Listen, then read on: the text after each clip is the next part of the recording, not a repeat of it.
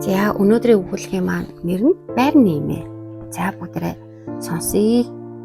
Алтан нар дэлхийн бөөрийг ээлжлэн бүлээцүүлж хорвоогийн түүхийн хуудаснаа нэгэн шинэ өдөр эхэлнэ.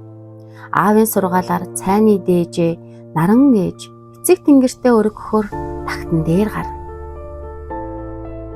Гэр бүл анд нөхөд гээд таньдаг хүн бүртээ сайн сайхны хүсэн ерөөсөөр шинэхэн өдрийг эхлэх юутай сайхан.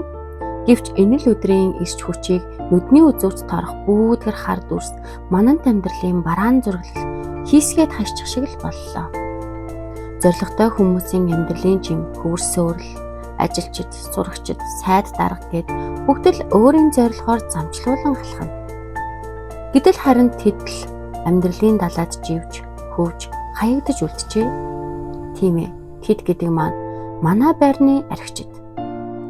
Баг байхад минь энэ хэд миний ах шиг л сайхан залуу, их шиг маань үзэсгэлэнтэй бүсгүйчүүд байдагсан. Үеийн багчууд бид тэдэн шиг л хувцаслаж, ярьж, хөгжилтгийг хүсдэг байж үлээ. Харин одоо тэдэнтэй зөрөөд өнгөрөхийг ч хүсэхэргүй болжээ. Манай байр тэр чигээр их гуниг тавтжээ. Хажуу айлын маань буурай, бурхан бочгож. Саахалт айлын санаа нэг гэж ижи авахтаа хүртэл шинжшил амсуулдагсан. Сургийг нь сонсохнаа илгээр явсан гэх хүрхий.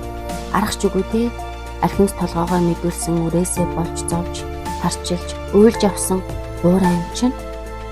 Орцны үүдэнд хөлчөөрхөн сууга хүүгээ загнагдж нэг, аргадж нэг, арайхийн гэрлүүгээ авч орж харагддагсан. Хөөхий тэр хөгшин байрны архичин гэсэн нэртэй тэр л хүүгээсээ болж илгээ эмтэлж шар махтайгаа хатаж явсан да. Яагаад ч юм надад их л муха бодол төрлөө. Архинд орж эрүүл мэнд эд хаваа гэсэн тэр үр могоо яагаад үхээгүй юм бол? Тэрний л илэг өвдөх ёстой байтал яагаад хүндэт буурай илгээр явдаг билээ? Энэ хэний буруу вэ?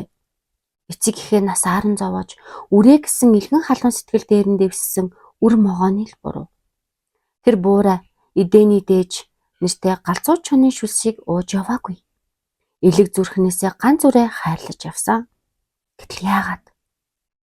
Сархат химээх савнаасаа бусдыг дийлэх тэр хорийг хэтрүүлж уусан хүний илэг хамгийн түрүүнд өвчилж, өөхлөн хатуурч, эцэст нь илэгний хор тавдар болон үхэлд хүргэдэг.